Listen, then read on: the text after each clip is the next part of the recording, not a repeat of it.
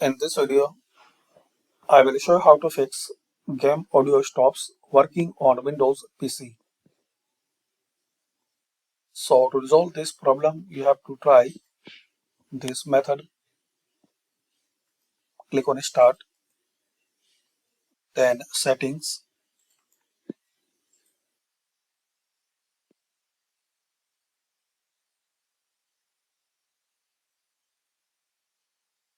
Now here click on Troubleshoot.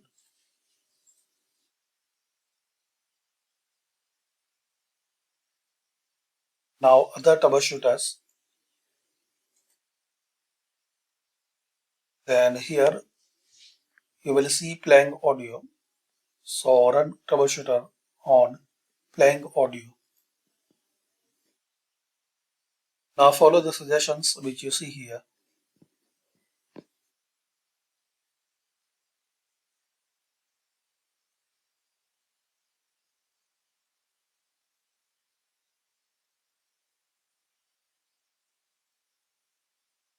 So this way you can fix and resolve, and you can try this method.